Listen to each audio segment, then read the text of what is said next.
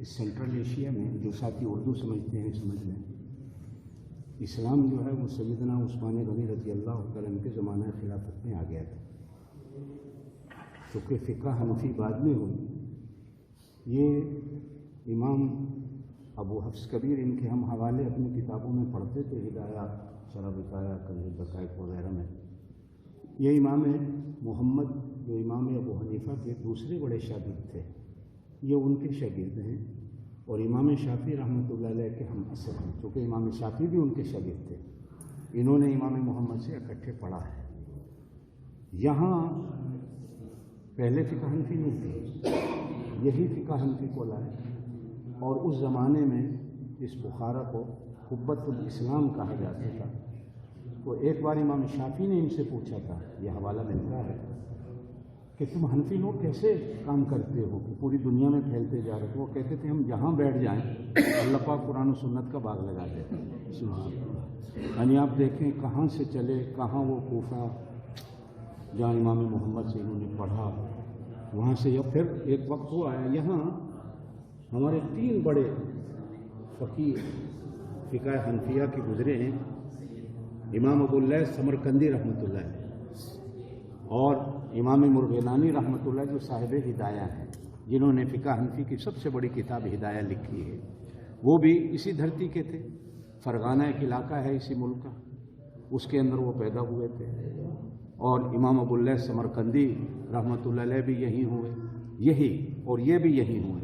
یہ ایک فقہ حنفی کو اس پورے سینٹرل ایشیا میں، ہم جب پاکستان، ہندوستان، بنگلہ دیش کے مدارس میں پڑھتے ہیں تو علماء یوں کہا کرتے تھے کہ ما وراء النہر کے علماء یوں کہتے ہیں۔ تو ما وراء النہر جو ہے وہ بالکل جہاں امام ترمذی کا مزار ہے، دوسری طرف افغانستان ہے، ادھر جو ہے یہ ازبکستان ہے، درمیان میں بارڈر ہے، ادھر کی فوج بھی کھڑی آپ کو نظر آتی ہے، ادھر ہوں تو آپ کو ادھر کی فوج کھڑی نظر آتی ہے۔ تو یہ ما وراء النہر کا علاقہ تھا، یہاں بھی فقہ حنفی تھی، ہمارے ہاں بھی فقہ حنفی تھی۔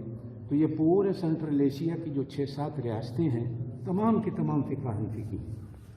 ان حضرات کی خدمات اور محنتوں سے کہ کہاں سے آئے اور کہاں، ان کی بیٹی بھی جو تھی وہ وقت کی فقیہ تھی، شاید ان میں سے ان کی بھی قبر یہاں کہیں ہو، وہ بھی فقیہ تھی، جیسے امام طحاوی رحمۃ اللہ کی بیٹی جو ہے وہ فقیہ تھی، باپ سے پوچھ کر ایسے ایسے مسائل اور ایسے ایسی کتابیں انہوں نے لکھی ہیں۔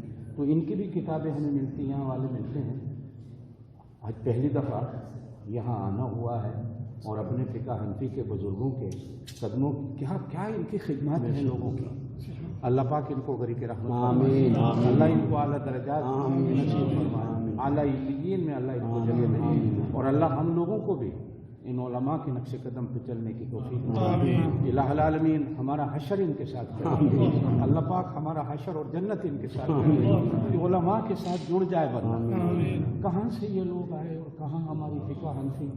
اللہ اکبر، یہ ہم ان کے حوالے پڑھتے تھے، آج ان کی اس جگہ کو دیکھنا نصیب ہو۔ نسألك إيمانا مستقيما وعلما نافعا وعملا متقبلا ورزقا طيبا وعقلا كاملا. اللهم اهدنا فيمن هديت وعافنا فيمن عافيت وتولنا فيمن توليت وبارك لنا فيما أعطيت وقنا شر ما قضيت فإنك تقضي ولا يقضى عليك لا يذل من واليت ولا يعز من عاديت تبارك ربنا وتعاليت ونستغفرك ونتوب إليك.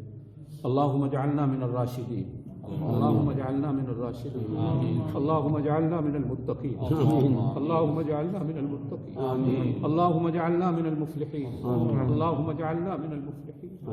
الہ العالمین ان علماء کے نقش قدم پہ چلنے کی توفیق، علماء کی عزت اور قدر کرنے کی توفیق۔ اللہ ہمارا حشر بھی علماء کے ساتھ، ہمیں زندگی بھی علماء کے قدموں میں بیٹھ کر گزارنے کی توفیق۔ یا اللہ جن صالحین کے زیر سایہ ہم آئے ہوئے ہیں، اللہ ان کا سایہ ہمارے سروں پہ سلامت رکھنا۔ اللہ ہمارے حضرت جی کو صحت و تندرستی دے۔